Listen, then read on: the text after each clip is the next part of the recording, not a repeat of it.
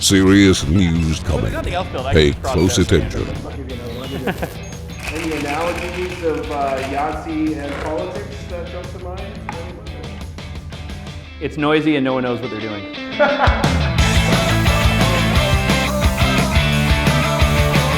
Lawton, thanks for doing this. Hey, great to be with you. What are some of the big issues that you've heard from some of your constituents here? A lot of the issues that came up during the campaign are still front and center. Affordability, cost of living, the tariff threat from the United States causing huge uncertainty for businesses and consumers alike. But increasingly, especially in the last month, the number one issue I'm hearing about is crime. Crime connected to drugs, to homelessness, property crime, even violent crime as well.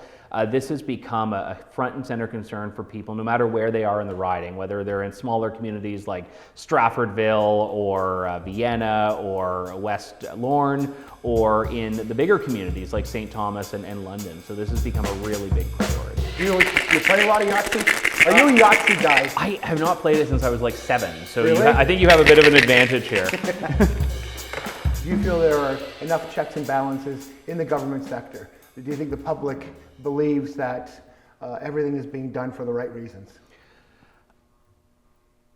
That's a tough question, because the one thing that emerged to me, I mean, over the last few years and during the campaign and since then, is that a lot of people do not have faith in the government. They do not have faith in the institutions that are supposed to be working for them. One of the things that's important for people to keep in mind is that the government is not this standalone amorphous blob that exists independently of the people in government. Government is made up of people, and it's made up of systems, and I think sometimes government is of such a size that it becomes very difficult to identify where a problem might be. But you cannot write off the government, which is a fact of life in this country, and not engage with it. And that was always frustrating during the campaign. People would say that, oh, you're all the same, you're all the same. And to some extent, I'd say I understand why you think that. Like, you're never going to work through these issues by just scoffing at people.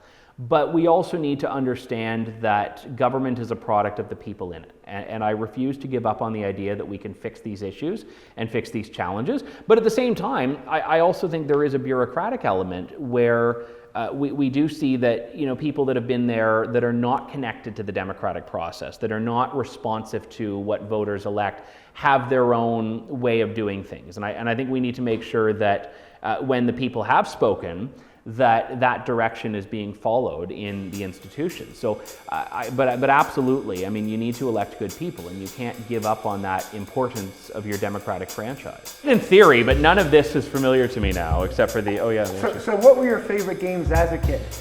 I used to love Monopoly, which my mother called monotony because it took so long. Yeah. And when I got a bit older, I used to like playing Risk. Yeah. Risk was a lot of fun. That was one of my dad's favorites too. The media landscape, as you well know, as you've been a part of for much of your life, has changed very much over the past number of years. It's thinned out, the mainstream media has thinned out a lot of publications have gone under, people have been laid off. Do you feel there's still enough, as I would say, mainstream media to check those checks and balances of politicians? Well, I think there's a premise in your question I don't necessarily buy into, which is that mainstream media is the only vehicle that can provide those checks and balances. I think this interview we're doing right now is a great example of that. Newsload is not a player that would come up when people are talking about your traditional newspapers and TV stations, but you're doing a very valuable service, and I'm happy to be with you. I think that media is changing in Canada, and we can't cling to business models that don't work when consumer interests are changing rapidly. I think that businesses need to adapt. I think some traditional legacy media companies have done a better job at that than others, but I think we also need to make sure that we're not giving someone the monopoly on what it means to play that role of journalist in society. And I think that we have some tremendous independent media voices. I mean, if you want to look at the Ottawa level, Paul Wells is a great example of this. Known for his work in Maclean's, the Toronto Star. Now he is doing a one-man band on Substack. And that's something that would have been inconceivable 10 years ago, but is a viable, profitable, and I think legitimate media operation right now. So I think that we need to I get very nervous when people start talking about mainstream media as being the only vehicle for truth. Oh, I'm going to try for the straight again. I got a 1-2. Actually, I got the same first roll I did last time. All right, so 1, 2, 3, 4 there. Got to get a 5. 4. Literally the exact same outcome as last time. One more question on media, and that has to do with the CBC. Yeah. It's taken some shots from the Conservative Party over the last little while. It's designed to be an independent arbitrator of news, especially for smaller communities. Is there anything you would do to the CBC if you had a chance to improve it or mold it in a different way? I think CBC should be defunded where it is providing a service that the private sector is providing.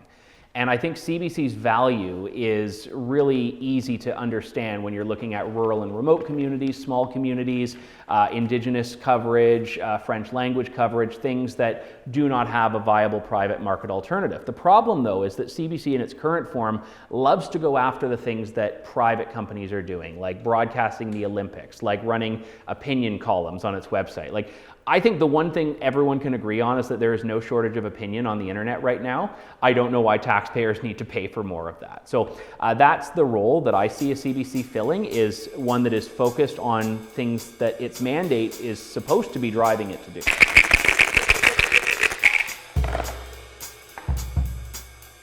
All right, I'm abandoning the straight ambitions. Oh, I got 4 2s. If you get 5, you've got to Going for the Yahtzee. Going for Yahtzee. No. Oh, now I get a 5. All right. So what's my score here? During the election campaign, you took a lot of flack from some people that were protesting in public along the street outside this office here, based on some things you said.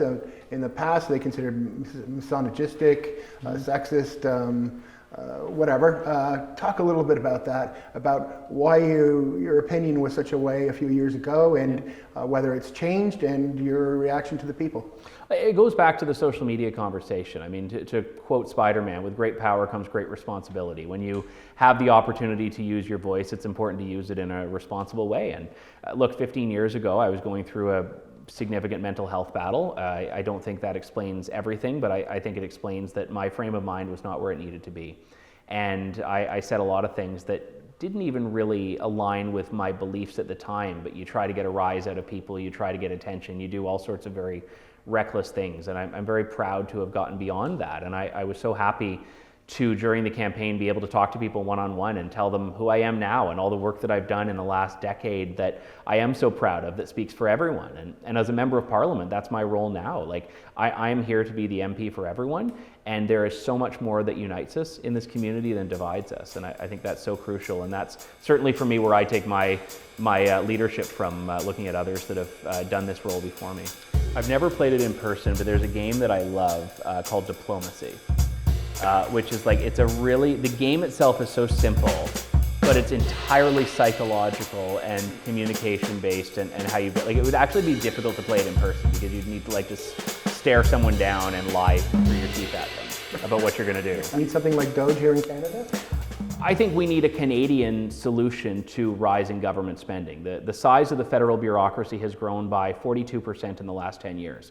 And when I've talked to people about this, I'll always ask the question, have you gotten 42% more from your federal government now compared to 2015? And I've never met anyone that has said yes. I've met many people that have laughed in my face when I asked that question, because value from government has not increased. And I actually was speaking to the Treasury Board president, who's responsible for the federal workforce in the House of Commons.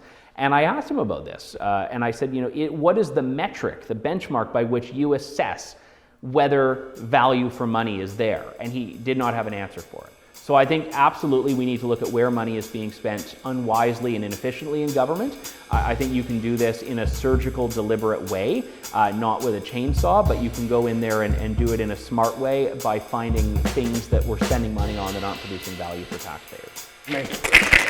By the way, I'm very concerned about constituents that hear us playing Yahtzee are thinking they're coming in because they're needing help with CRA and they just hear me playing a board game back there. It's work, I promise. Okay, I'm going for a straight. 2, 3, I need a 4 this time. Maybe that'll... Yeah. There we go, I got a straight. 2, 3, 4, 5, 6. You beat me. I never recovered from that. This is the Newsload.